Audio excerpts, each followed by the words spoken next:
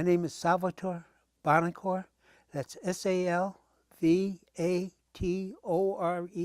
last name is Buonocore, which is Buonocore. Oh, Buonocore. Is that Italian name? Yes, it is. What does that mean? It Is means there any good, meaning? good heart. I was born in New Haven, Connecticut Mm-hmm. in June 7th, 1927. New Haven. New Haven, Connecticut. Mm-hmm. And how about your family, the parents and your siblings when you were growing up? Okay, I was the last of 8 children. My parents are Sebastian and Marie Buonocore. They came from Italy. My mother came in 1903. My father came over in 1920, and they would never want to go back to Italy because of the conditions they had to grow up into. What was the condition that when they were growing up? Okay, very poor conditions. My mother came over in 1903, and her father brought her over at 13 years old. Mm. She had to go in and work in, I figure, a slave shop. She worked at a shirt factory as a seamstress. My father came over in 1920 after serving 7 years in the Italian Navy. He came over on the USS America at Ellis Island. Their names are on the wall. And my father was 27 when he came over. And in later years, when I asked him to, let's go back to see where he came from, he never wanted to go back to Italy because of the conditions. He said, what do I want to go back to go to the bathroom in the weeds, to be born a peasant, die a peasant, to owe everybody in sight the conditions that they had to live under? Got it. So how about 8 children? Yes, I was So the last. brothers, how many brothers and sisters, and Okay. where were you in between? I had 5 brothers and 2 sisters. My oldest brother was 19 years older than me. My mother was married twice. So you were the second? A second father. The first. No. I mean, you were the second in your brothers? No, I was the last. Last one. Last one. Mm. I'm still the only one still alive of the whole family. Mm-hmm. And the school that you went through when you were growing up?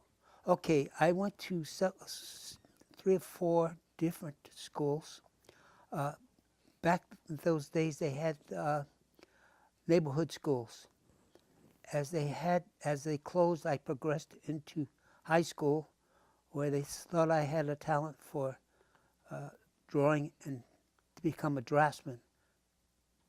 So then I went to Boardman Trade School in New Haven, Connecticut, and there you went to school for 8 hours a day, 40 hours a week, 11 months out of 12, and you had to put in 4,400 hours before you can graduate. Mm-hmm.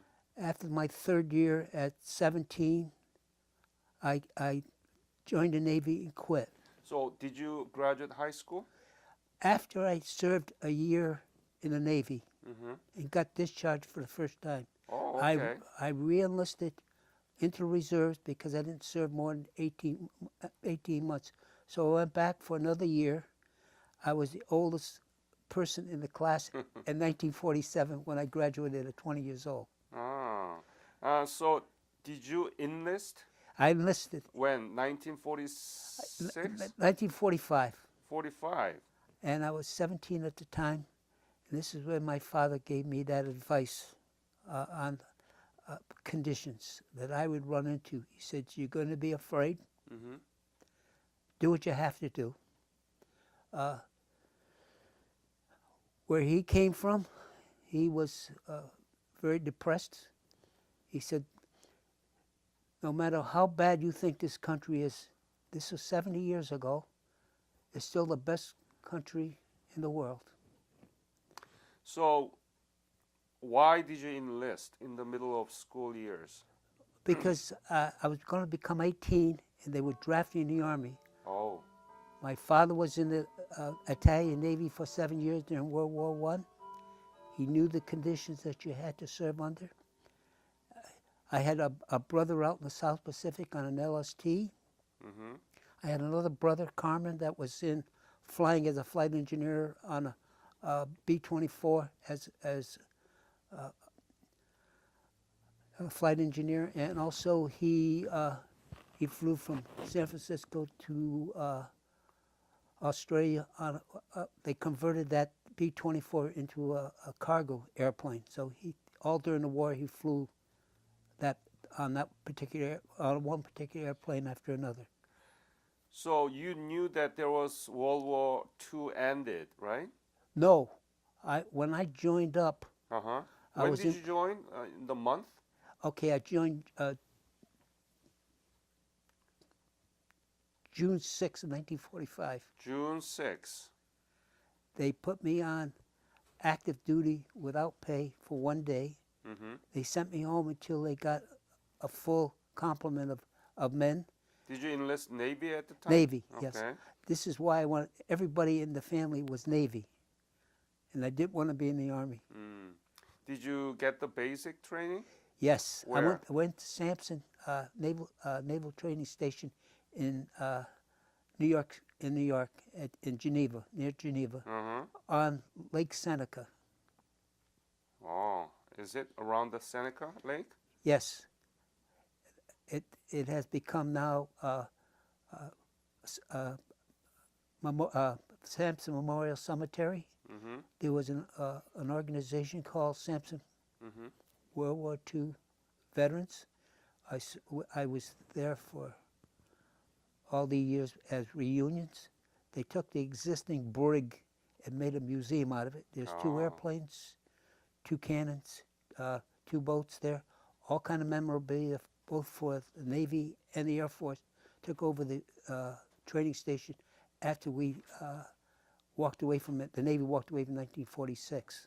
So you born 2 years before the Great Depression occurred. Yes. How was it growing up in that period? My father worked maybe 1 day a week. Mm-hmm. We lived near the ocean, so we fished quite a bit. Mm-hmm.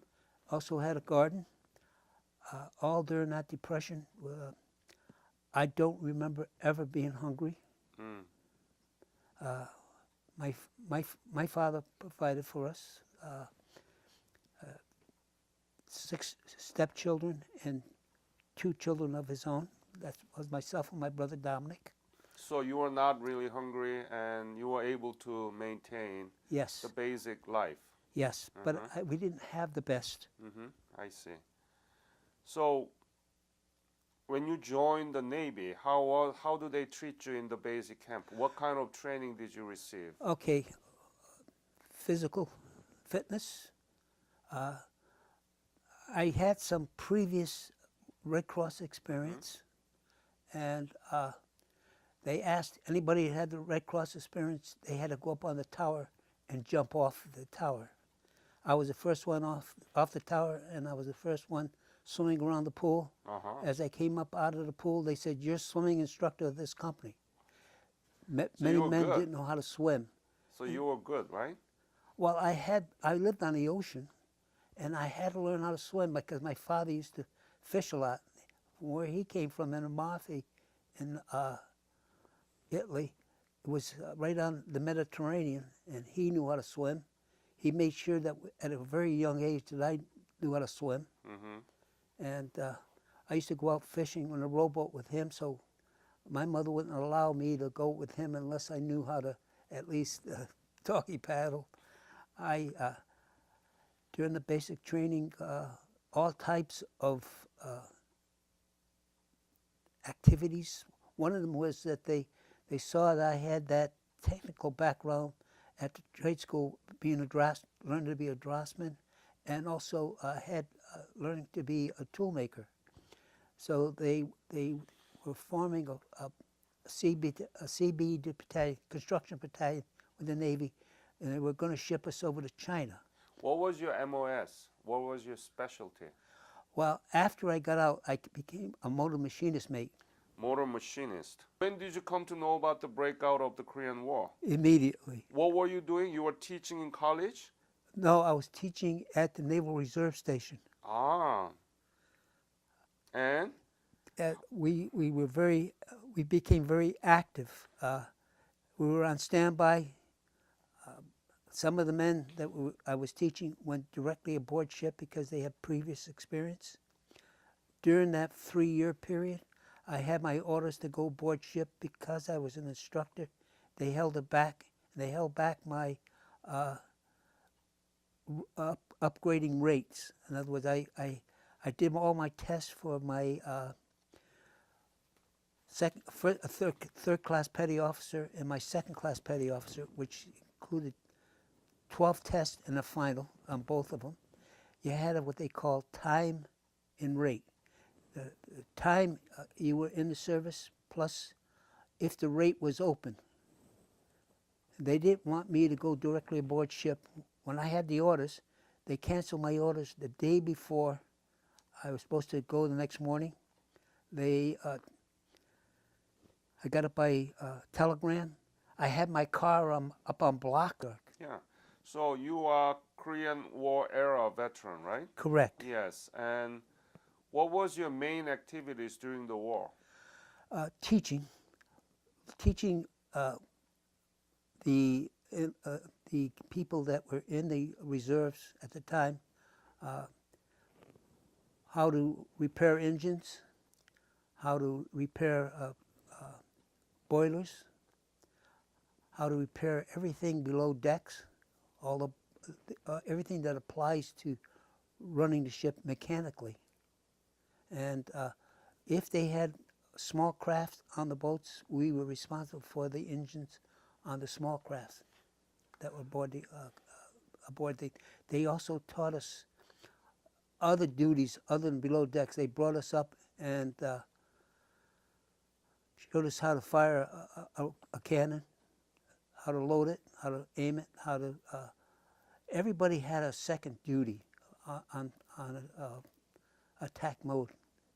So. Did you ever meet any Navy soldier came back from Korea? Yes. Tell me about those. When was it and who was it and what do they talk?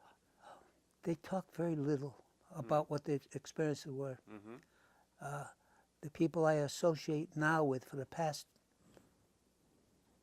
50 years, very, very, their experience is very reserved. I mean, they don't talk much, right? They didn't talk much, but you knew that some of them had Purple Hearts. That the experience and the conditions they had to live under and fight under were very horrendous. They how can I put it? They were different people. The conditions that they had to fight under, they are different in the respect that they're. I'm a hawk when it comes to you hit me, I want to hit you back. But I don't think that solves anything. I see what these guys have gone through. Their mental conditions are still at ragged edges at times. They don't talk about what they did, but they understand what our guys are going through now and support anything that's going on. I had many interviews with the Navy who actually were in the Korean Sea around the peninsula during the war. And they were saying that we were much better because we were not in the trench. That's correct. Not in the foxhole. And they were able to take showers and they were able to eat hot meals every day. And that was kind of feeling that they had. But still, that living condition in the small ship, even though it's big, still your living quarter is very limited. That's correct. And there are not much things to do other than just working in the ship, in the ocean, so you don't go anywhere. That was kind of limited living conditions to them. Yes, it was very, very limited, and we made do. We had movies, and we had kind of a library. If you wanted to read, to you. I did a lot of studying to try to upgrade my rate. In other words, to progress in. I progressed up to motor machinist second, which is equivalent to a staff sergeant in the Army. But I ended up as an engineman diesel first class, and I have my rate in my album, what it looked like, 3 red stripes on your left hand, left arm. Also, I used to talk to people about that. They said, "Yeah, you had pretty good meals. You had a pretty good, clean bunk, but you drowned." Yeah. If they went to extreme. That's why in the boot camp they taught you to jump off a tower. So if you have to jump off a ship, you would do it correctly. Okay. You said that you were in the rescue mission too? Yes, the first year I was in the Navy, I was Air Sea Rescue. We were on standby like a fire department on 24 hours a day. If a seaplane came in on the seaplane harbor, hit a piece of debris or in distress, we immediately had to go out after that. Where? In Norfolk? In Norfolk. They had a seaplane harbor there. Back in those days, they had a lot of float planes. Were there any case that you actually in Yes. rescuing? Yes. Tell me about that. The first time an old Sea Duck came in, a bi-wing airplane, it nosed over full pontoon. Because I was the engineer on that first rescue, I had to walk the wing into the to the cockpit. The cockpit was open about 2 inches, so I slid the canopy back. I couldn't find I can remember to this day, I couldn't find a release to that harness that was holding the pilot, because he went forward, had a bump on his head that he hit the instrument panel. So I took my knife out and I cut him away, and he kind of cussed at me about trying to kill him. I can remember to this day. And other times that we went out after planes, they have hit and sunk, and we had to buoy them for our YSD derrick ship with a diver aboard to go down, sling the airplane, bring it up, and put it on their deck. The pilot still in the cockpit. That was very traumatic. It still leaves a scar with me. Yeah. Even though I have no one shooting at me, I still saw an awful lot of that kind of thing, and it wasn't very pleasant. So you were engineer in the air sea Rescue. mission team, right? That's correct. Yeah, and you had to deal with those problems in the aircraft. No, in the boats. In the boats, but the aircrafts that you had to deal, right? That's correct. The pilots. Okay. Sometimes they come in and hit a piece of debris on the Catalinas or the Mars, bigger airplanes.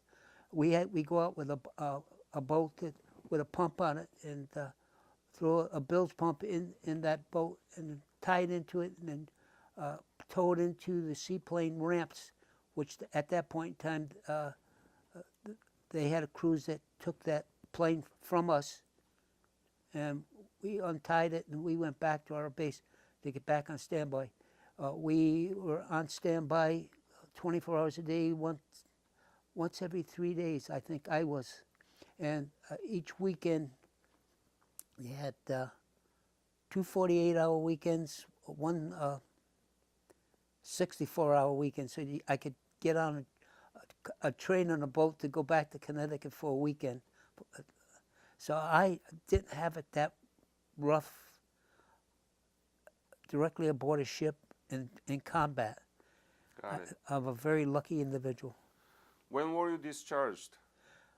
2 times. One, August 5th in 1946, and the second time, August 5th, 1954.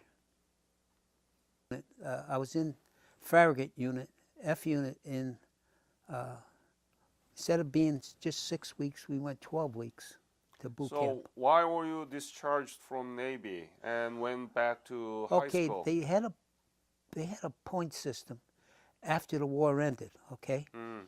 and they disbanded an awful lot of a lot of people. So I was in the first time, 1 year, 1 month, 1 week, Hmm. and they, as I got discharged to go home,